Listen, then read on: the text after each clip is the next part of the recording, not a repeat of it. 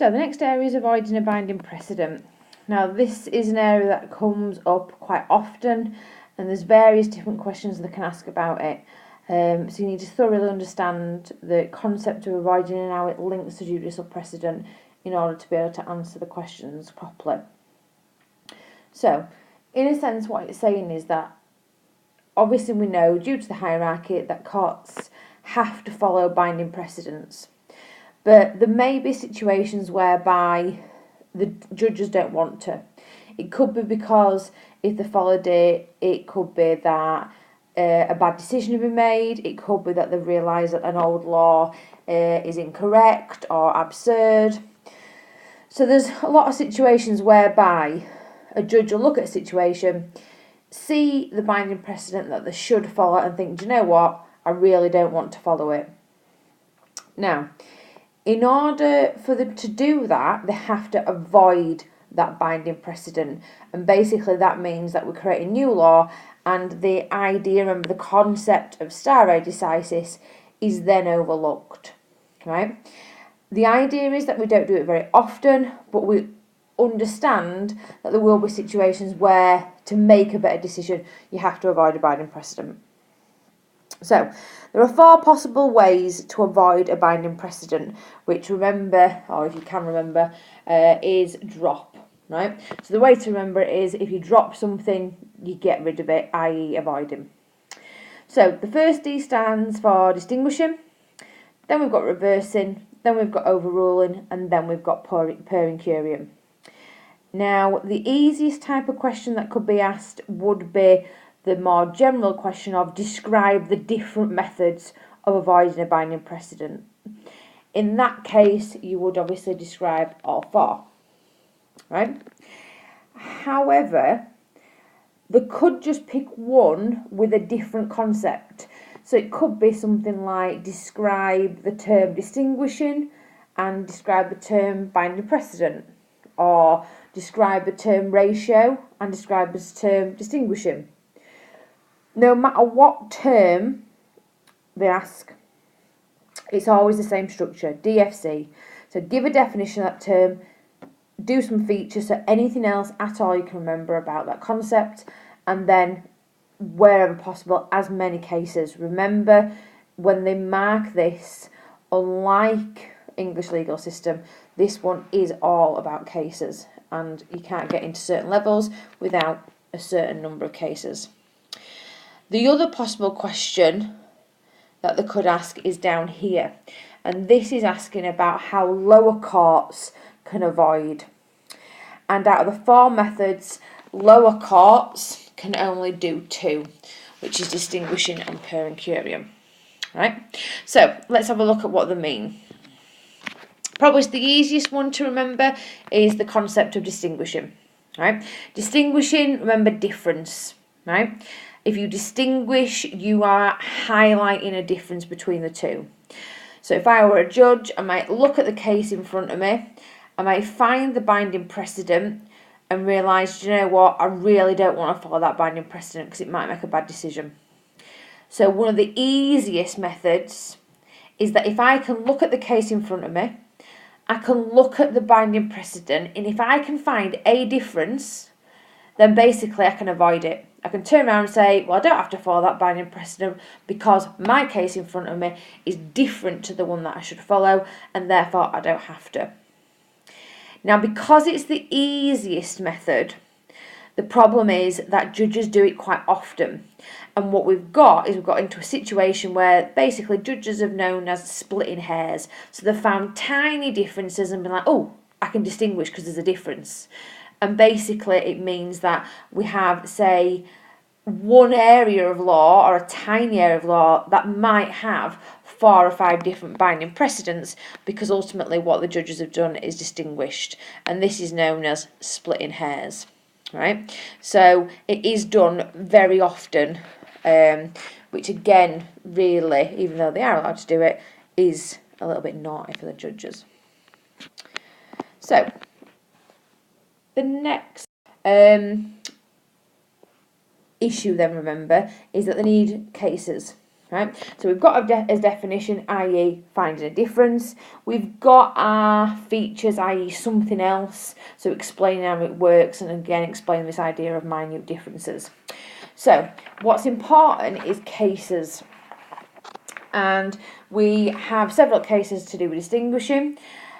What I would tend to do with these is treat them as a pair of cases, so wherever possible, do all four.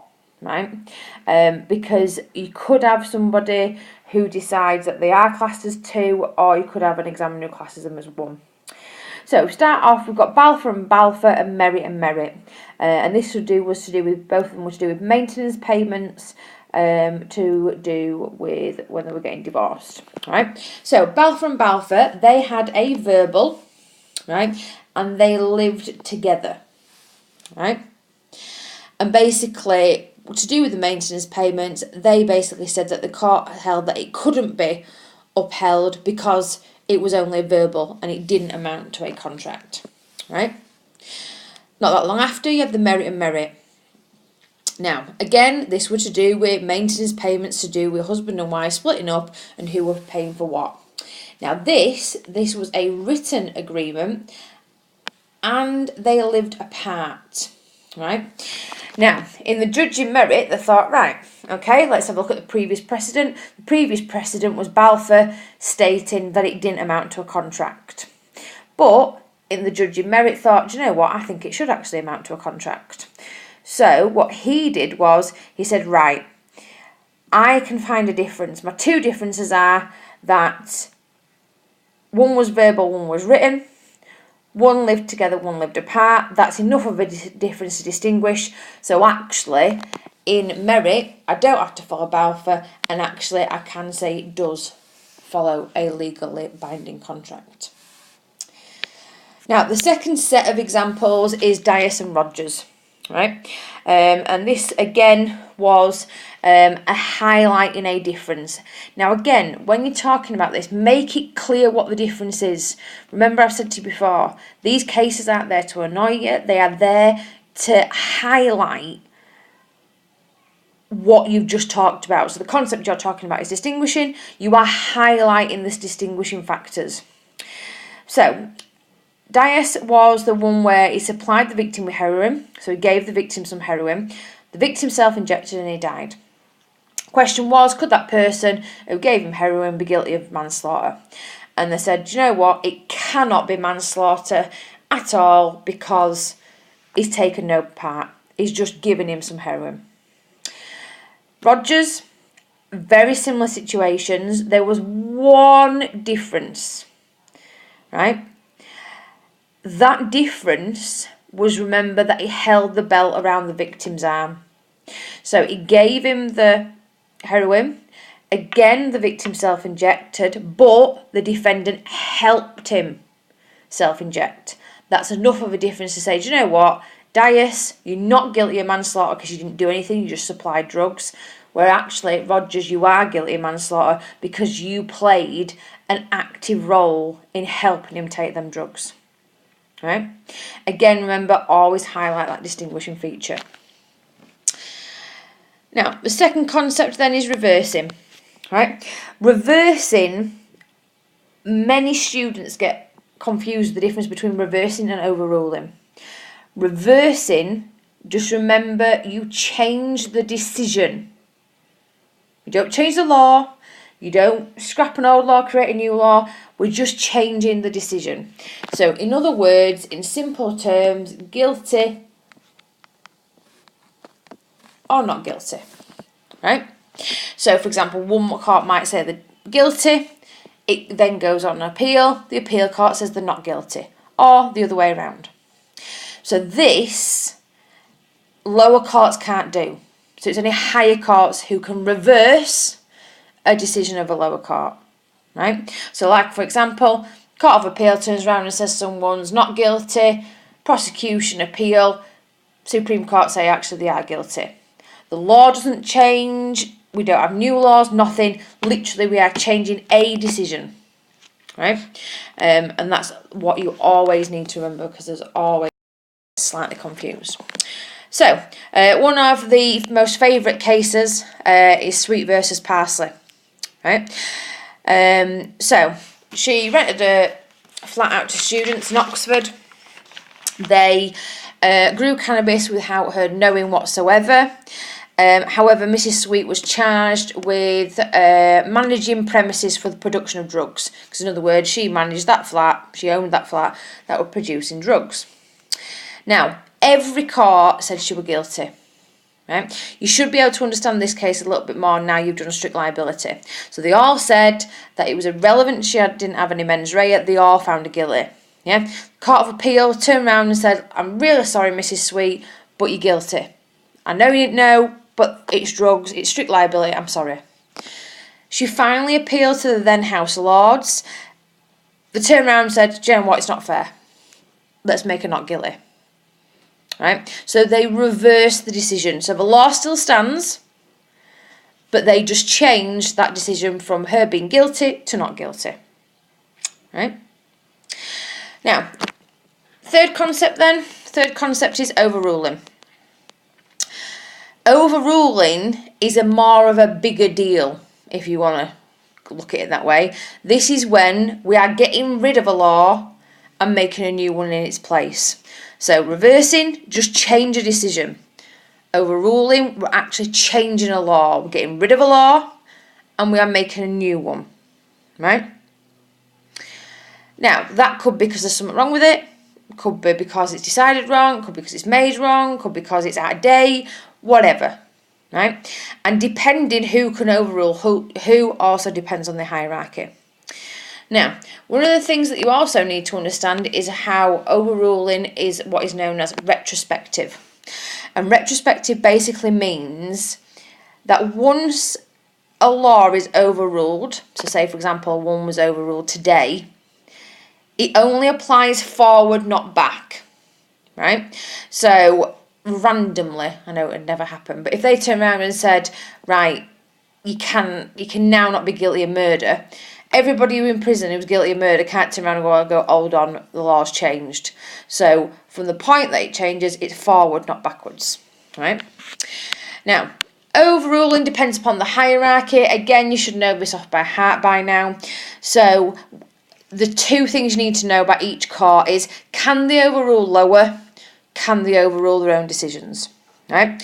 So European Court of Justice, obviously being the top court, can overrule any lower.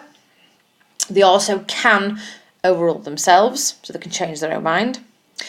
Supreme Court is exactly the same, so the Supreme Court can overrule any lower court, and it also, due to the practice statement, can overrule its own decisions. The Court of Appeal can overrule any lower, but remember the Court of Appeal can't overrule themselves. They have got exceptions, but general rule is they can't overrule their own decisions, so they can't change their mind. High Court then, so High Court can overrule any lower, but they've got to follow everybody above. The divisional courts do have to follow their own decisions, but the High Court itself does not. And then your last three, your Crown and County Magistrates, which are inferior.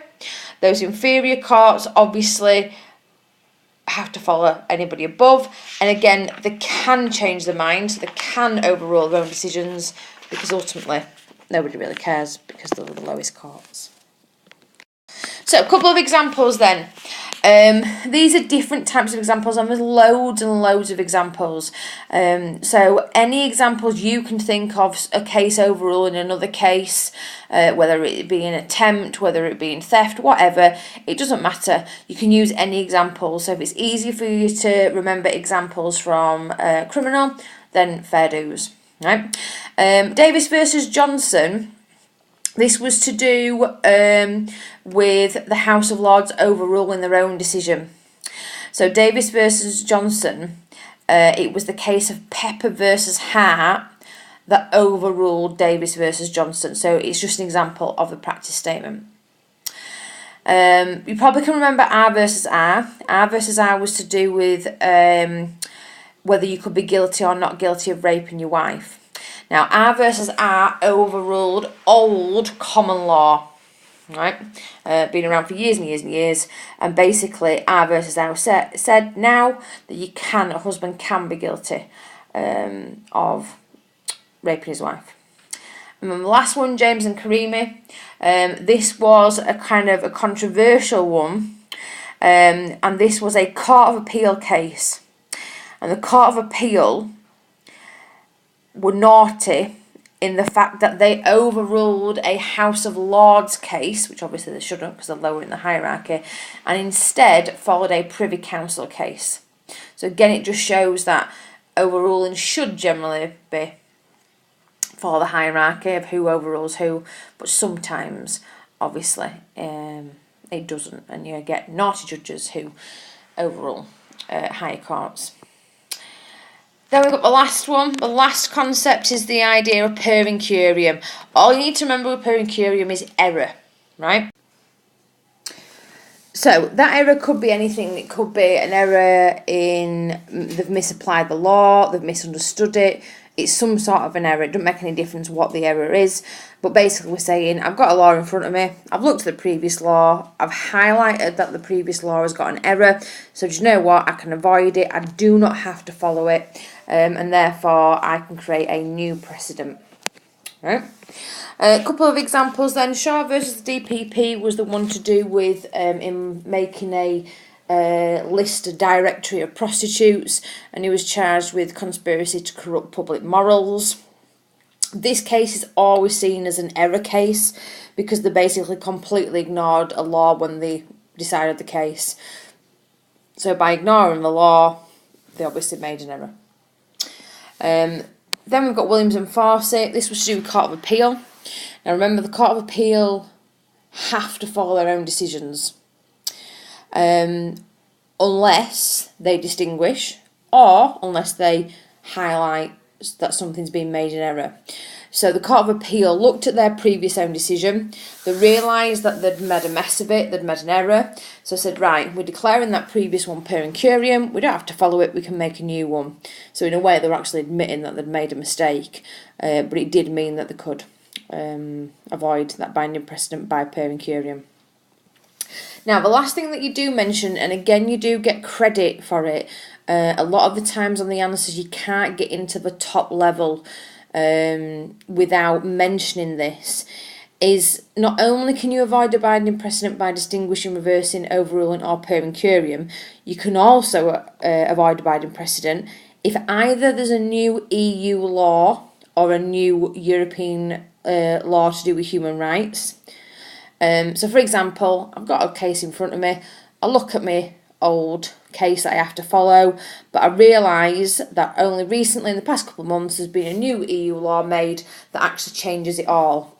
What takes precedent, what's more important? The EU law. So I can ignore the binding precedent because now there's something more supreme, i.e. the EU law or the decision from the European Court of Human Rights. So I have to follow that. Same with new Acts of Parliament. So again, if I had a case in front of me, I'll look at the previous case that I have to follow, and then I realise only in the past few months there's been a new Act of Parliament. I scrap all these cases and the Act of Parliament is supreme, which always should be the case, so therefore I have to follow the Act of Parliament. So if the question says describe the different methods of avoiding, you do the four, so distinguishing, reversing, overruling, per incurium, and then a little sentence at the bottom saying that you can avoid if there's a new EU law or a new Act of Parliament. Same with lower courts. So if it says describe how lower courts avoid a binding precedent, then you just mention distinguishing and per incurium, and then again a little sentence at the end saying that you'd ignore it if there was new EU law or a new Act of Parliament. All right.